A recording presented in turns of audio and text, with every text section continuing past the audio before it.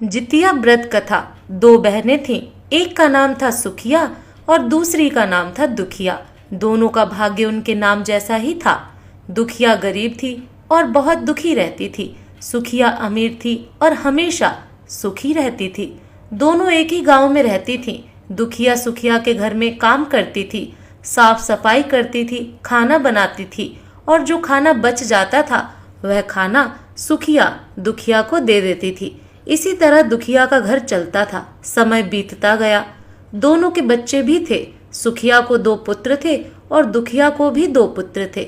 जब जितिया का व्रत आया तो दोनों बहनों ने जितिया का व्रत रखा था। दुखिया सुखिया के घर में काम करती थी। व्रत के दिन दुखिया ने सुखिया के घर जो चावल फटका उससे जो खुर्दी निकला वह अपने लिए रख ली और साफ चावल सुखिया को दे दी। फिर साग को चुनी।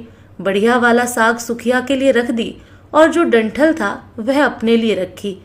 अब दुखिया ने सुखिया के घर सारा खाना बना दिया और अपने घर चावल की खुर्दी और साग की डंठल लेकर गई बनाने के लिए। खुर्दी का चावल और साग की डंठल बनाकर वह खाना अपने बच्चों को खिलाई और खुद भी खाई। उसके बाद दुखिया सोने चली गई। आधी रात में एक बूढ़ी औरत उसके घर पर आकर दरवाजा खटखटाती है तो दुखिया पूछती है, कौन है? तब बुढ़िया बोलती है, बेटा हम हैं। दुखिया ने उठकर फाटक खोला और पूछती है, अम्मा आपको क्या चाहिए? इतनी रात में आप यहाँ किस लिए आई हो? बुढ़िया बोलती है, बेटा मुझे बहुत भूख लगी है, कुछ खाने को दे दो। दुखिया उसे घर के अंदर ले आती है और कहती है, हम लोग बहुत गरीब हैं, आज मैंने खुर्दी का चावल और साग की डंठल बनाया है, क्या आप खाएंगी? तो बुढ़िया कहती है, हाँ क्यों नहीं खाएंगे, हमें बहुत भूख लगी है, हम वही खाएंगे। दुखिया अंदर जाकर खुर्दी का चावल और साग की डंठल लाती है और बुढ़िया को दे देती है खाने के लिए। बुढ़िया खाना खाने के बाद कहती है कि मुझे अच्छे से कुछ दिखाई नहीं देता, इतनी रात के अंधेरे में मैं अपने घर कैसे जाऊंगी? तो दुखिया कहती है, कोई बात नहीं, आप यहीं पर सो जाइए, सुबह अपने घर चले जाना। तो बूढ़ी औरत दुखिया के घर में ही सो जाती है। फिर थोड़ी देर बाद उठकर बुढ़िया बोलती है, बेटा मुझे दीर्घ शंका लगी है, कहाँ करूं? तो दुखिया कहती है, मेरे घर में बाथरूम नहीं है, इसलिए आप उधर कोने में कर लीजिए। बुढ़िया पूछती है कि बेटा भड़बड़ करें या छरछर करें? दुखिया नींद में थी तो वह कहती है, माताजी भड़बड़ कर दो, मैं सुबह साफ कर दूंगी। फिर थोड़ी देर बाद बुढ़िया पूछती है कि बेटा मैं अपने हाथ कहाँ साफ करूं? तो दुखिया कहती है, आप मेरे सिर में अपने हाथ को साफ कर लीजिए। जब सुबह होती है तो दुखिया को यह सब सपने के जैसा लगता है कि सोते समय मुझे कोई सपना आया होगा। वह ज्यादा कुछ नहीं सोचती और नदी में नहाने के लिए चली जाती है। जब वह नदी में नहाती है और अपने बाल धोती है तो उसके बालों से होते हुए जो पानी बहता है वह सोने का पानी होता है। आसपास की सभी महिलाएं यह देखकर चकित हो जाती हैं और कहती हैं कि तुम्हारे बालों से तो सोने का पानी गिर रहा है, क्या बात है? फिर उसे रात की सारी बात याद आती है। वह दौड़कर अपने घर की ओर भागती है, यह सोचकर कि उसका घर दीर्घ शंका से गंदा हुआ होगा, पहले उसको साफ करना होगा। जब वह अपने घर में जाती है तो देखती है कि घर के हर कोने में ढेर सारा सोना बिखरा पड़ा होता है। यह सब देखकर दुखिया बहुत खुश हो जाती है और सोचती है कि जीतमान बाबा की कृपा है, यह सब जो माता का रूप धारण करके मेरे घर आए और मुझे इतना आशीर्वाद दिए। अब दुखिया अमीर हो जाती है और सुखिया के घर जाकर काम करना बंद कर देती है। दुखिया जब अपना व्रत पूरा करती है तो अपने पुत्र से कहती है कि जाओ मौसी के घर से तराजू लेकर आओ, यह नापने के लिए कि यह सोना कितना है। बच्चा बहुत खुशी से सुखिया मौसी के घर जाता है और तराजू मांगता है। तो सुखिया पूछती है कि तराजू पर क्या नापना है? तो बच्चा बोलता है, मेरे घर में बहुत ढेर सारा सोना है, उसी को मम्मी नापेगी। सुखिया कहती है, खाने के लिए तुम्हारे पास कुछ भी नहीं है और सोना नापोगे, मुझसे झूठ कहते हो? तो बच्चा कहता है, नहीं मैं झूठ नहीं बोल रहा हूँ। सुखिया सोचती है जब तराजू मांगा है तो कुछ ना कुछ तो जरूर नापना होगा, इसलिए वह तराजू के पीछे गोंद लगा देती है ताकि जो भी नपेगा वह थोड़ा सा इसमें चिपक जाएगा। दुखिया जब तराजू पर सोना नापती है तो कुछ सोने का टुकड़ा उस गोंद में चिपक जाता है। जब बच्चा तराजू लौटाने आता है तो सुखिया उसको उलट पुलट कर देखती है तो उसे तराजू में सोना लगा हुआ मिलता है। सुखिया सोचती है उसके घर में जरूर कहीं से सोना आया होगा, इसलिए वह कई दिन से काम पर भी नहीं आ रही है।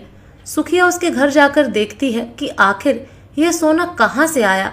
जब सुखिया दुखिया के पास जाकर पूछती है कि तुम्हारे पास इतना सोना कहाँ से आया कि तुम तराजू मंगाई नापने के लिए, तो दुखिया उस रात की सारी कहानी अपनी बहन सुखिया को बताती है। दुखिया का मन एकदम सच्चा था, इसलिए वह सब कुछ बता दी। लेकिन सुखिया के मन में लालच आने लगा कि दुखिया के पास हमसे भी ज्यादा धन आ गया। अब अगले जितिया में मैं भी खरदी का चावल और साग की डंठल बनाऊंगी। फिर अगले साल जितिया का व्रत दोनों बहनों ने रखा। सुखिया के पास हर तरह का सुख था और धन भी था, फिर भी वह जितिया के दिन चावल फटक कर साफ चावल फेंक दी और खुरदी अपने पास रख ली। साग को तोड़कर पत्तियां फेंक दी और डंठल अपने पास रख ली और वही बनाई। खा पी कर पूजा पाठ करके सोने चली गई। फिर आधी रात में उसके घर में भी बुढ़िया आई और दरवाजा खटखटाती है। सुखिया उसका इंतजार कर रही होती है। वह तुरंत दरवाजा खोलकर बुढ़िया को अपने घर के अंदर ले आती है। बूढ़ी बोलती है, मुझे बहुत भूख लगी है, कुछ खाने को दे दो। तो सुखिया कहती है, मैंने खुरदी का चावल और डंठल का साग बनाया है। बुढ़िया बोलती है, कोई बात नहीं, मैं खाऊंगी। तो सुखिया परोस देती है। वह खाना खाने के लिए और सोने चली जाती है। बुढ़िया बोलती है, मैं घर नहीं जा सकती, मुझे दिखाई नहीं देता। तो सुखिया कहती है, कोई बात नहीं, आप यहीं सो जाओ। थोड़ी देर बाद बुढ़िया फिर बोलती है कि मुझे दीर्घ शंका लगी है, कहाँ करूं? तो सुखिया कहती है, वहीं कोने में कर लीजिए। फिर थोड़ी देर बाद बुढ़िया पूछती है कि भड़बड़ करें या छरछर। इस समय सुखिया को याद नहीं आता कि दुखिया ने क्या बोला था। तो सुखिया बोली, माँ छरछर कर दीजिए। फिर बुढ़िया पूछती है कि बेटा मैं अपने हाथ कहाँ साफ करूं? सुखिया कहती है, मेरे सिर में साफ कर लीजिए। बुढ़िया अपना हाथ सुखिया के सर में साफ कर लेती है।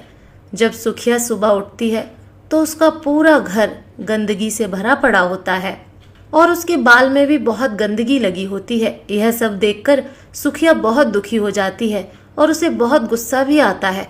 वह अपनी बहन दुखिया को बुलाती है और उससे गुस्से में कहती है कि तुमने हमसे झूठ कहा और मेरा पूरा घर गंदा करवा दिया। तो दुखिया पूछती है कि तुमने क्या कहा था, भड़बड़ या छरछर? तो सुखिया कहती है, मैं तो छरछर बोली। तो दुखिया कहती है, यहीं पर तो तुमने गलती करी और तुम्हारे पास तो सब कुछ था, किसी चीज की कमी नहीं थी, फिर भी तुमने लालच किया। मेरे पास तो कुछ भी नहीं था, तुम्हारे पास तो सब कुछ था। तुम्हारे घर जीत मन बावा भेष बदल कर आए, लेकिन फिर भी तुमने उन्हें अच्छा खाना नहीं परोसा। मेरे पास तो कुछ भी नहीं था, इसलिए मैंने उन्हें खुरदी का चावल और डंठल का साग परोसा था। तुमने अपने घर आए भगवान का अपमान किया। सब कुछ रहते हुए भी तुमने साग और भात खिलाया। तुम्हारे पास सब कुछ होते हुए भी तुम्हें लालच नहीं करना चाहिए था, इसीलिए तुम्हारे साथ बुरा हुआ। दोस्तों, आपको ये कथा कैसी लगी कृपया कमेंट करके ज़रूर बताएं।